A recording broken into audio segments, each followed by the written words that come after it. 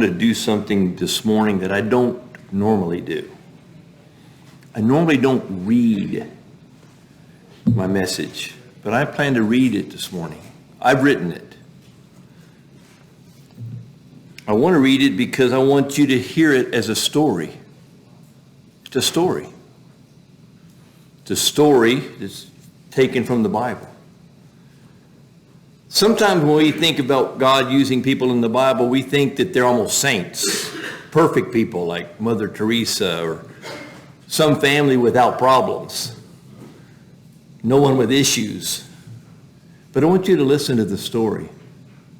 I want you to listen to the story and see if these families that are part of this story and the places they lived and the things that happened to them, see if you might can identify with some of these families. That they maybe they were less than perfect. Maybe they had issues. And yet still, God, in a wonderful way, wove their lives and their experiences into his purpose and plans, just like he can do that for us. So listen very carefully to the story. I'm going to start from the beginning. We get to the story of basically a particular people and God's promises to them, and it's actually his history of a family. It follows this family in various times and the settings they lived in from one generation to the next over a long period of time. So I'm going to start with the first family, the family there in Genesis. You know, that family had it good for a while. They lived in paradise. They walked with God in fellowship. But they messed up big time. They messed up so bad they got themselves evicted out of paradise. That's pretty bad. Bad start. But after this, they had children. So things seemed to look better. They had two sons. They had other children, but their two famous sons we know as Cain and Abel. But some problems developed. As they were trying to teach their sons to worship God, well, their sons would bring offerings, and it so happens that God had favor with the younger son's offering more than he did his older brothers, and that made bad things happen. The older brother got bitter towards his younger brother, ended up murdering his younger brother. So this first family got evicted out of paradise and had an older son that murdered his younger brother. Well, they did have another son later on. His name was Seth. The word Seth means to set in place. And according to the Bible, the story is that at that time, men began to call upon the name of the Lord and to worship him. Well, what the older son had to do is he had to be driven away from the family. So not only were they evicted from paradise, the older son murdered the younger, but now the older son is completely driven away from the family, and he begins to roam the earth. And his descendants eventually begin to build cities, forge metals, and make a lot of progress in the arts and with music. They were some of the leaders in technology of the world at their time. Whereas Seth, the one who means to set in place when men begin to worship the Lord, we weren't like that. They didn't tend to be drawn to cities. They were more like nomads. They tried not to intermingle with their cousins because their cousins were some pretty bad people. Unfortunately, Cain's family was too much like their dad. And they were just wicked people. And the situation on the earth got worse and worse and worse. And so the descendants of Seth, his family, they tried not to mingle with their cousins too much. Some of y'all know what I'm talking about. You're kind of in those situations now. But unfortunately, attractions happen. And the family lines crossed and mingled, and that just created further problems. And the situation on the earth began to be so bad that it says that men's thoughts, even from their youth, were just evil continually. And the earth became full of violence. So much that it grieved the Lord that even made mankind, and he decided to intervene to keep it from getting worse, while he could, he set out a plan that he was going to destroy mankind before the entire world was ruined by their wickedness. Fortunately, some of Seth's family had kept the faith. One of them was a man named Enoch, a man who walked with God for 300 years. Enoch would preach about the judgment that God was going to send upon everyone who was living a wicked life. You can actually read some of what he preached about in the New Testament, in the book of Jude. Enoch had a great-grandson named Noah. Noah learned about his great-grandfather. And it impacted Noah's life very much.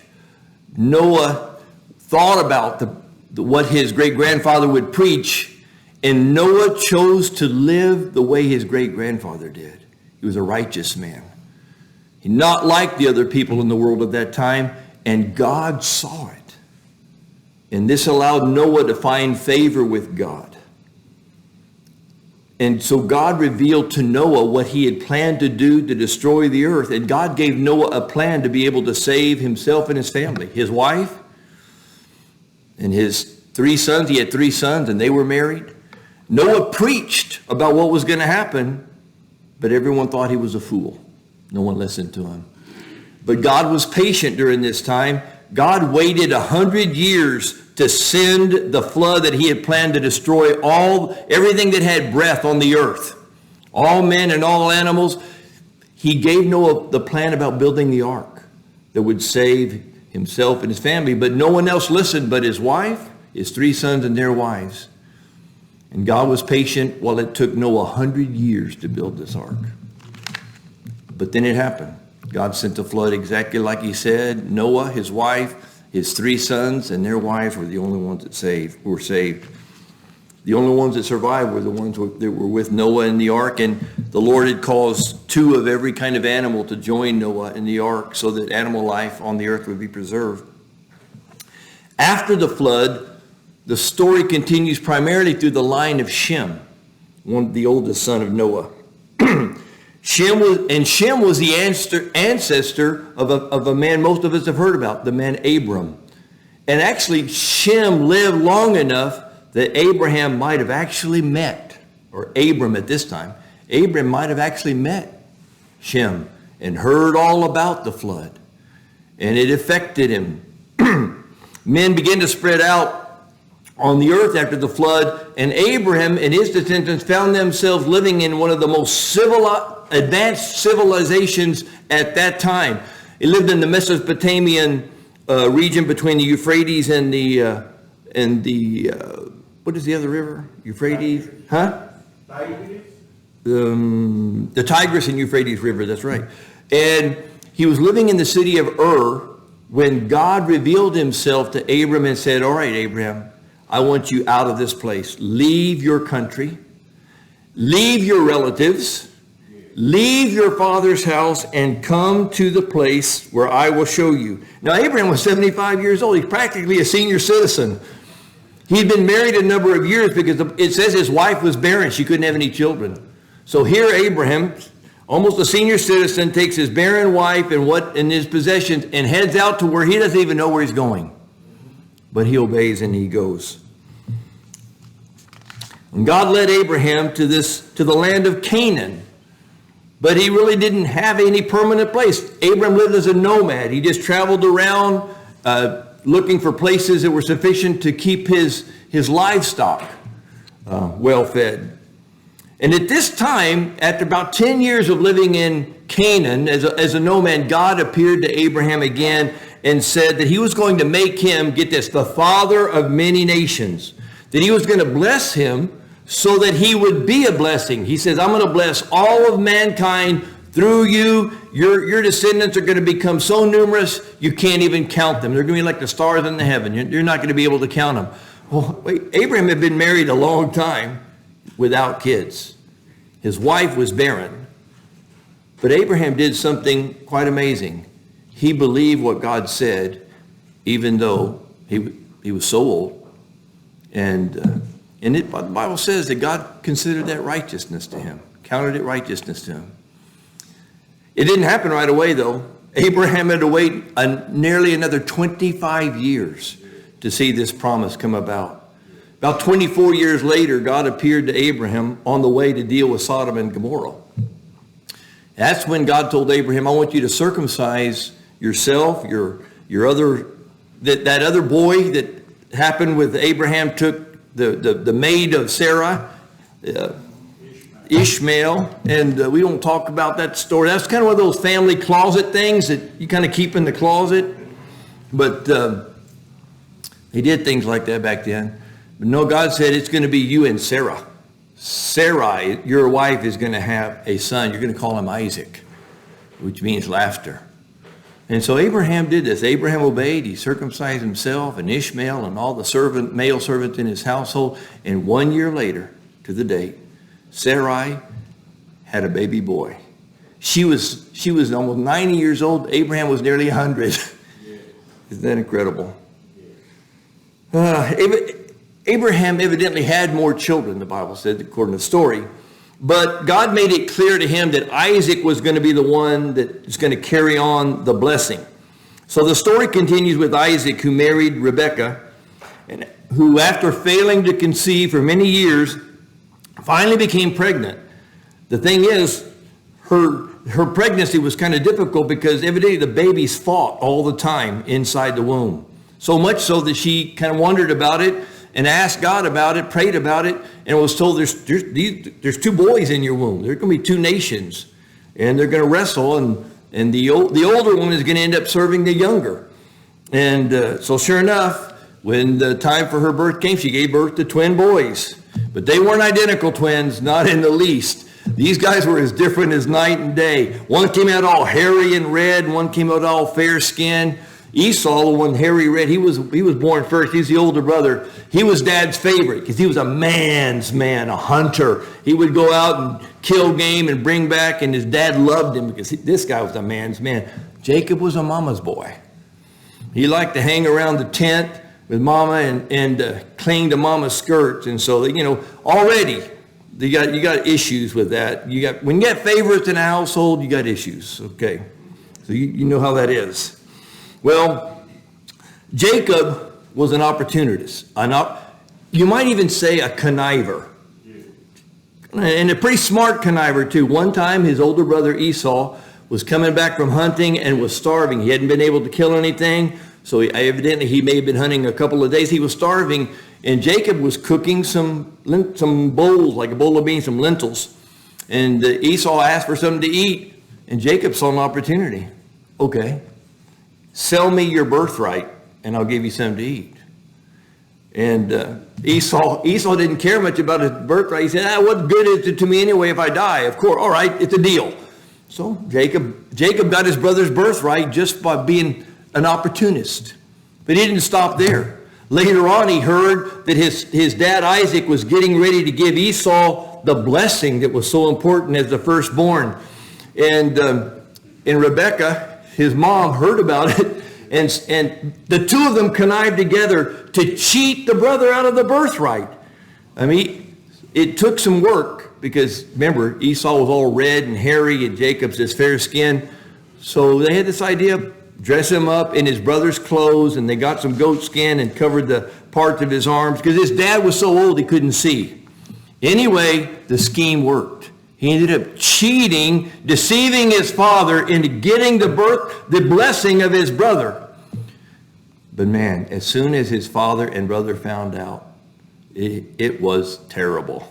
It was so bad, his older brother vowed to kill him now. I mean, that's it. He got me, he basically cheated me out of my birthright, and now he's cheated and stolen the blessing. I'm going to kill him. So, just to keep himself alive, he had to leave. His mom sent him off to live with some relatives, and he came to live with his uncle Laban. How many of you ever lived with an uncle? It says Jacob the conniver ended up working for Laban for 7 years. And Laban, a kind-hearted man, you shouldn't work for anything. tell me what you like. Well, Jacob had fallen in love with Laban's daughter, Rachel, because she was gorgeous. She was a knockout. And so Laban said, look, I'll let you marry, but you don't have anything. You know, Jacob had to leave home with nothing. So you have nothing to give me. I tell you what, work for me for 7 years. At the end of 7 years, I'll give you my daughter, Rachel. Jacob agreed to the deal. He loved Rachel. The story says it seemed like such a short time because he loved her so much that at the end of 7 years, the wedding day came. And you know, back then, they don't have lights like this. The wedding lasted into the evening, and there's camp light, and there's torches, and the bride is there all veiled. And the party is, they're having a good time. They probably party way into the evening, and they probably had a little too much to party with. So anyway, after the party was over, and the couple retired and went to bed, the next morning, Jacob wakes up, and there's Leah, the older sister, in bed with him. It's not even Rachel. And he is shocked, and he is furious, and he goes back to his uncle, demanding, what in the world have you done? I agreed to work for Rachel. And Laban just said, well, it's against our custom to give away the younger sister before we give away the older one. Sorry.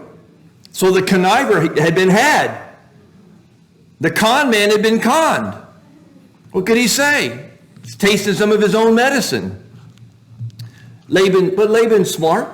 Laban's pretty sharp himself. I'll tell you what, we can fix this out. Look, enjoy the older sister for a week. At the end of the week, I'll let you have her sister Rachel too as your wife, as long as you work for me another 7 years. What choice did Jacob have? He had to agree to it. And so at the end of the week, Rachel became his second wife. Now he's got 2 wives, but he has to work another 7 years for it. You know, some of us have a difficult enough time with 1 wife, but Jacob had 2. And I'm not saying it's the wife's fault. It's probably because we are so bad at being husbands that we make it hard for them. So don't, ladies, it's not a slight on you. But anyway, having 2 wives did not make it very easy for him. And, you know, Rachel was the beautiful one. The Bible describes Leah, the older sister, as the one with weak eyes. But the issue is, Leah was fertile myrtle. I mean, she started having kids right away. I mean, boom, boom, boom, boy, boy, boy. I mean, 4 in a row she had. And it drove Rachel crazy because Rachel couldn't get pregnant to give her for anything. So Rachel had an idea. This is the idea. She would take her maid, her own personal maid, and give it as a wife to Jacob so that she could be a mom through her maids. And actually it worked. So now Jacob's got 2 natural wives and a concubine wife. So he's 3. Well, fertile myrtle stopped having kids, the older sister Leah. But she saw what her sister did. Well, what's good for the goose is good for the gander, right? So she decided, I'm going to take my personal maid and I'm going to give him, and she'll have, so I can have more children through her. So Leah gave her maidservant to Jacob. So now he's got 2 natural wives and 2 concubine wives. And after a period of time, he ends up with 4 wives, 10 sons, and a daughter. And during this time, he finally gets to where he wants to go back home. His father's still alive. But he hasn't been able to go back home because remember what happened, why he left home in the first place? His brother wants him dead. That's what he remembered. But he got the courage to somehow decide, the Lord gave him encouragement to say, go home, I'll be with you. So, anyway, he heads back home. And on the way there, with his entourage of wives and sons, he hears that Esau is on the way to greet him with 400 armed men. So it is not looking very well. But Jacob's a conniver. So he thinks, okay, how can I do this? I tell you what I'll do. I will send a bunch of gifts ahead. I'll give him some camels, and I'll send some camels up, then I'll send some sheep, and I'll send some goats, and I'll send some donkeys, and it'll pacify the brother so that he won't kill me. And then he separates his wives and his kids by the concubine wives and their sons first, and then his natural wives, and of course Rachel's the last one, and he thinks, well, if he attacks one, it'll give the others time to escape. And then he himself decide that he's not even going to stay with any of them. He's going to cross the river, sit and spend the night on the other side by himself, and he does. And that's where the story says that he had this encounter. The angel of the Lord appeared to him, and he wrestled with the angel of the Lord all night long. And Jacob had this sense that this person could bless him. And Jacob knows how powerful a blessing is. And so it's getting near morning, and the angel of the Lord is telling Jacob, let me go. And Jacob won't let me go. He said, no, I'm not letting you go until you bless me. And he got near morning, and Jacob was so stubborn, and the angel could not get him off of him. The angel finally touched Jacob in his side and paralyzed his sciatic nerve so that his side no longer worked, and received his blessing. At that time, the angel of the Lord says, your name will no longer be Jacob, because you have prevailed with men and God and have overcome. Your name shall be Yisrael. Yisra is prince, and El is short for Elohim. Your name will be the Prince of Elohim. And so Jacob became Israel, but he did so limping the rest of his life. So he does end up making it back home with his 10 sons and his wife. But on the way home, Rachel was pregnant. On the road to Bethlehem, it says, Rachel goes into labor, and it's very, very difficult. So difficult, the complications develop. She gives birth to a son, but she ruptures and she dies from childbirth. As she's dying, she names the son Ben-Oni, son of my misery. Jacob hears that Rachel has died, but she gave birth to a son. And that they told him that she named the boy son of my misery, Ben-Oni. And Jacob says, no, that's not going to be his name. His name is going to be Ben-Yamin, son of my right hand. And so now you have Jacob and his 3 wives left, and his 11 sons and daughters. And this is how Jacob, who became Yisrael, Israel, there's 11 sons. But when you think of Israel, you think of his sons being the 12 tribes of Israel. Well, how did this happen? Well, if you remember the story, later on when the family goes to Egypt, and you remember why they ended up in Egypt? Because Jacob, this family, Jacob the conniver, he loved one son. I mean, when you have 11 sons and you love one way more than the other 10, can you anticipate problems? Well, Jacob loved Joseph and showed him favor, even gave him special clothes that kind of show off how much he was favored by his father. And all it made his brothers do was hate him. They hated him. But God used their hate to cause them to sell their brother into slavery. They were going to kill him, but the older brother was tried to kind of keep him from killing their brother. They said, let's don't kill him. Let's make some money from him. And they sold him to some traders who took him down to Egypt, where he ended up a slave in Egypt. You know the story. Through being, first of all, he started working for this Egyptian named Potiphar. He was so successful, everything in Potiphar's house was blessed. But Potiphar's wife had an eye and a lust for Joseph. And she kept trying to get him to sleep with her, and he refused. One time, she caught him alone in the house with no one else there. She tried to force it to happen. He ran, but she had on his coat. And she yelled, real quick, she yelled and made it look like he was the one trying to attack her. Of course, Potiphar, who he's working for, was furious, didn't believe him, had him thrown in prison unjustly, no trial. He was there years until he met 2 servants from Pharaoh's court, ended up interpreting their dream. The cupbearer, who was ended up being restored back to Pharaoh's service, Joseph had told him, listen, I'm not in here for anything I've done. Would you tell Pharaoh about me and get me out of here? Well, of course, you know, the cupbearer was restored just like Joseph interpreted the dream would be. But the cupbearer forgot.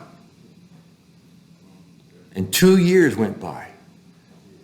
And what happened to change things was Pharaoh had a dream. Remember the dream? The dream about the years of plenty and the years of famine. And that's when the cupbearer remembered, oh, Pharaoh, there's this person I met in prison. Remember when you were mad at me? I was in prison. He interpreted my dream, and I'm back serving you just like he told. And the other guy, the baker, it happened to him. You did that. And so Pharaoh called for him right away, and Joseph ends up interpreting the dream and ends up the second in command of all Egypt. The years of plenty, there's 7 years of plenty. Joseph is put in charge, stores up 1/5 of all the grain in 7 good years. And then the famine comes. 2 years into the famine, Joseph's family runs out of food. And now Jacob and his other brothers up there in Canaan have to hear that there's grain in Egypt. And Jacob sends his sons down there.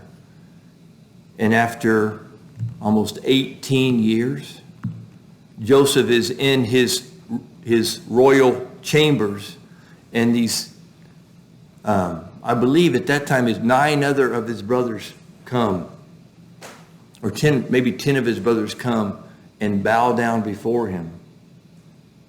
And he remembers the dreams God had given him years earlier, 18 years ago, and realizes something. It happened exactly like the dream said. We end up, the story is wonderful. It's here in Egypt that Joseph is given a wife, the daughter of the priest of On. And he has 2 sons, Manasseh and Ephraim. And it's these 2 sons that end up being counted as the other 2 tribes of Israel. So instead of Joseph being one, his 2 sons replace him. So it's the 10 brothers of Joseph and Joseph's 2 sons, and now you have 12 tribes of Israel. And it's while they were living in Egypt that the years of their father came to an end. But right before Jacob was about to die, he called all of his sons to him so that he could bless them. He knew the importance of blessing. Well, of course, and not surprising, the one son who got the blessing, the greatest blessing, was Joseph. But what is surprising is the other son that got a prophetic, miraculous blessing. And that's the son Judah. Judah was given this blessing that seemed like he was going to be a ruler in authority. And let me read the blessing. I actually have it here. Judah, your brother, shall praise you. Your hand shall be on the neck of your enemies. Your father's son shall bow down to you. Judah is a lion's cub. From the prey, my son, you have gone up. He couches, he lies down as a lion, and as a lion, who dares rouse him? The scepter shall not depart from Judah, nor the ruler's staff from between his feet, until Shiloh comes, and to him shall be the obedience of the peoples. How incredible. How did Jacob know this? How did he know this, to be able to pronounce this? That's just a part of the story.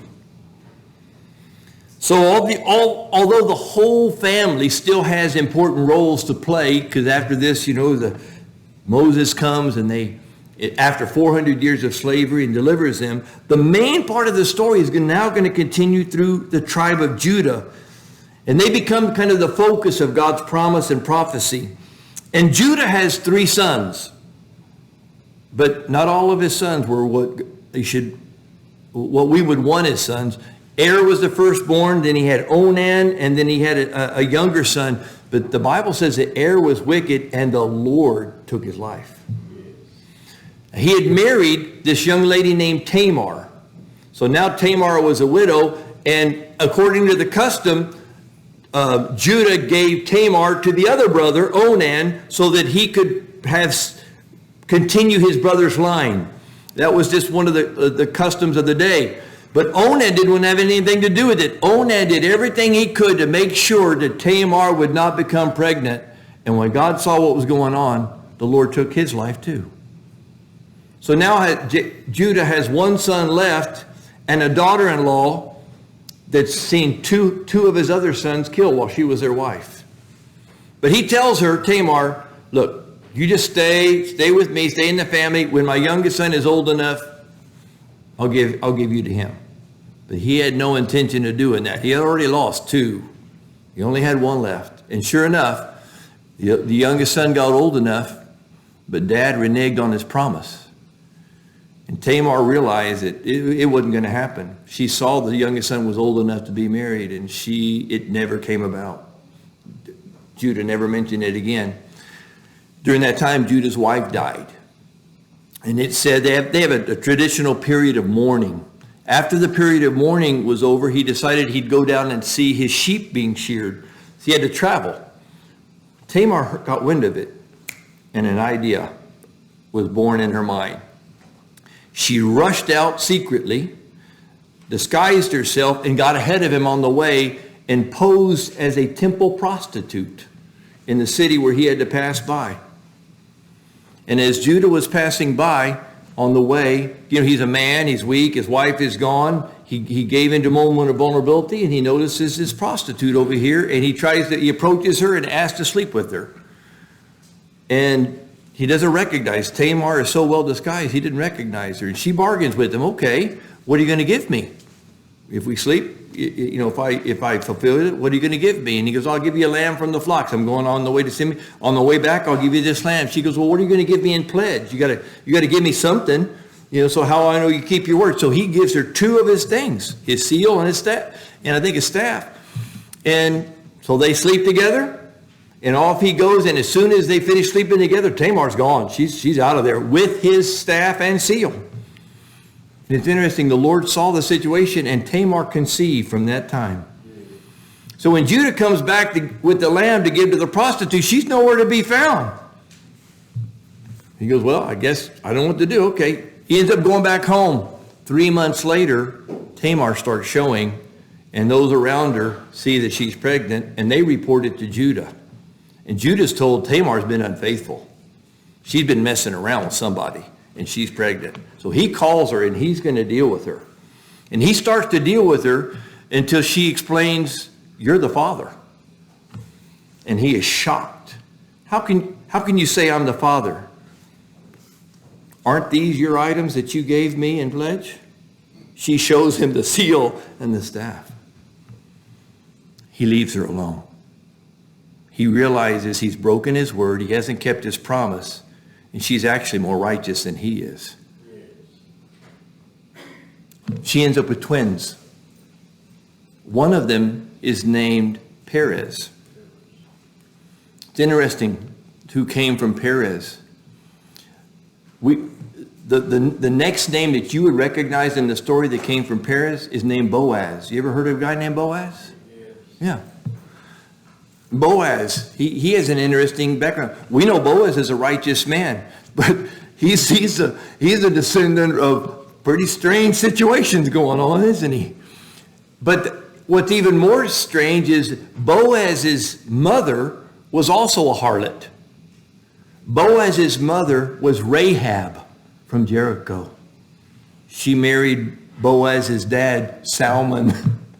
So from this line, we got Judah and his own daughter-in-law hooking up, and we have an Israelite marrying a prostitute from Jericho, and out of it comes Boaz. And you know where they're from? Boaz is from the tribe of Judah. So you know where they're settling? You know where their hometown is? Bethlehem.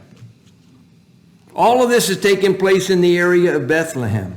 There was another family there, living there in Bethlehem, that were relatives of Boaz. The man's name was Elimelech, and his wife's name was Naomi. Now, Elimelech and Naomi were living in Bethlehem, but times got hard. Evidently, there was a drought, and it got so bad that Elimelech decided to take Naomi and their two sons and go to the land of Moab. Moabs are distant cousins, that part of the family that you don't want to talk about too often. But when times get hard, you'll go to family members that you wouldn't even eat with, if it gets that bad. So Elimelech took Naomi and his two sons and moved to Moab, and his sons were older, so they had to get wives for them. So I ended up picking two Moabite women. The Israelites were not even supposed to have anything to do with the Moabites. You know that the law of Moses says no Moabite or Ammonite shall enter the assembly of the Lord, even to the 10th generation. You're not to intermarry with them, don't have anything to do with them. I know they're related, but that's that part of the family you don't want to have anything to do with. Well, their 2 sons married 2 Moabite women. And then you know what happened? Elimelech dies. The dad dies. And then both sons die. And that leaves Naomi from Bethlehem with 2 daughter-in-laws who are widows. They don't have Social Security back then. Who's going to provide for them? Naomi has no way to provide for them. She tries to convince them, go back home, go to your family. What do I have? One of the daughter-in-laws goes home. The other one said, no way. Nothing's going to separate from me from you. She says, wherever you go, that's where I'm going. Your people are going to be my people. Your God are going to be my God. You know who this person was? What's her name? Ruth the Moabite. Ruth the Moabite. Well, Naomi hears that the situation in Bethlehem has improved, that they've had rain, and they're harvesting again. So she and Ruth decide to go back home. And when they show up in Bethlehem, it creates quite the stir. See, Naomi's name means pleasant one. But she shows up having left Bethlehem with a husband and 2 sons, and she shows back up, no husband, no sons, and a Moabite daughter-in-law. And the people are just shocked. And here's what she tells the people, don't call me pleasant one. Don't call me Naomi. Call me Mara. My life has been bitter. She said, the Lord has made my life bitter. And now what are these ladies going to do? They've got to eat.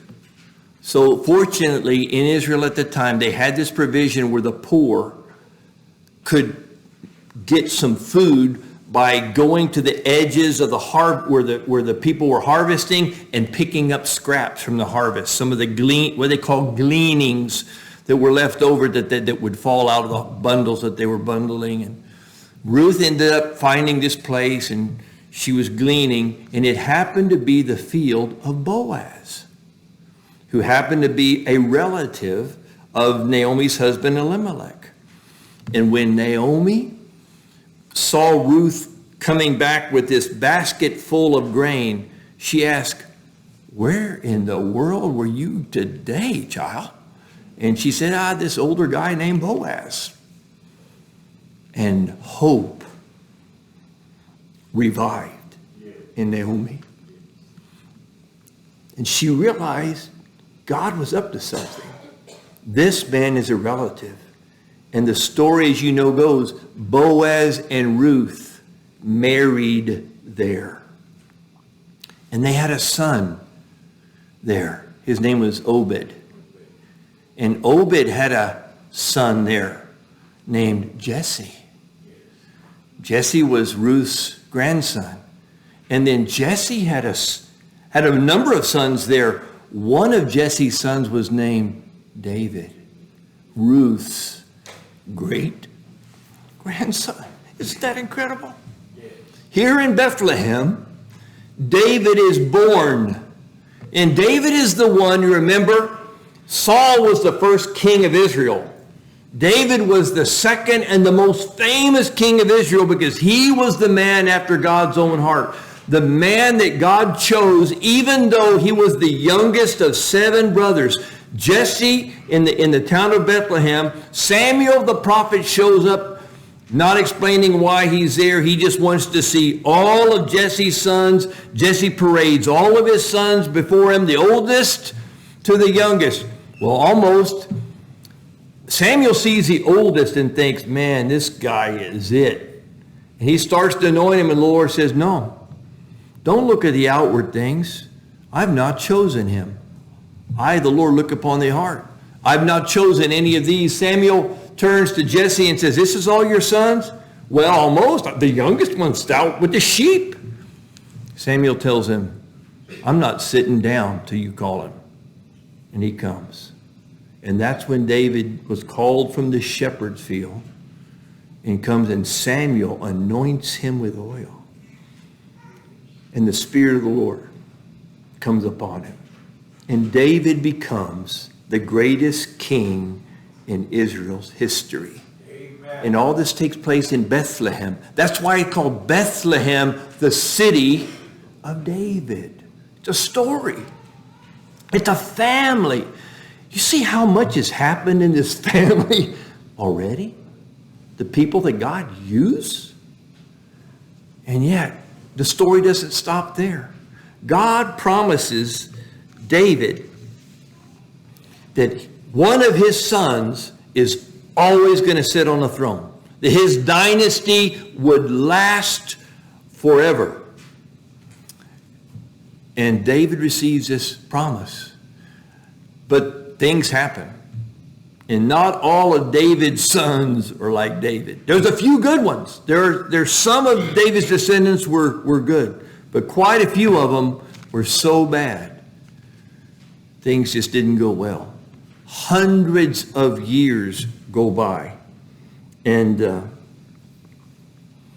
it just doesn't look like there's no throne. The Romans are ruling the land of Palestine. There's no king in Israel except this guy named Herod. And he's not even a true Jew. He's an Edomite. He's another one of them distant cousins, and no one liked him. And he's just a puppet ruler. He can't be the fulfillment of this promise that God made to David. No way. And then something strange happens. An angel of the Lord appears to this young woman. After hundreds of years of silence, 400 years of silence, an angel of the Lord appears to this virgin, a young woman who was already betrothed. They were legally married, but they had not consummated the marriage. They didn't have the marriage ceremony. And the angel tells us, Mary, that you were going to conceive. And Mary's like, how? I've never even been with a man. And he says, well, the power of God's going to come upon you.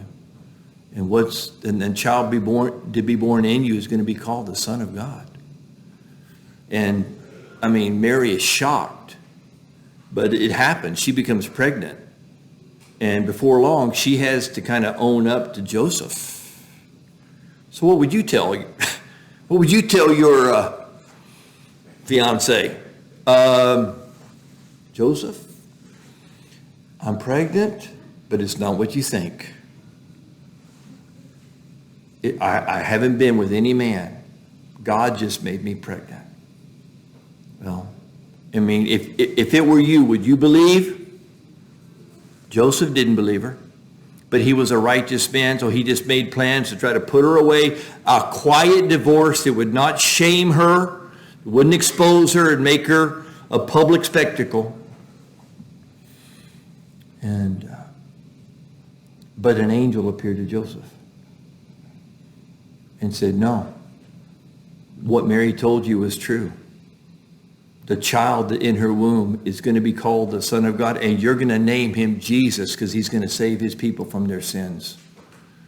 And so Joseph went ahead and took Mary as his wife, even though they just kind of lived separately because they weren't quite sure, I think, what to do at this point. But they're way up in Nazareth. And there's these prophecies about a Messiah coming in the future that's going to involve, Mary knows it's somehow going to involve them, but she's pregnant. They're up in Nazareth. They're miles and miles away from Bethlehem. And whatever takes place, this Messiah, the Son of God, the Son of David, is going to be associated somehow with Bethlehem. So what happens? Well, Caesar Augustus, the emperor of Rome, decides it's time to take a census. And when you take a census, you tell everybody to go back to your hometown to register so they can verify that they've got everyone from that family is registered. Then they can tax the people and build up the money. It takes a lot of money to run an empire.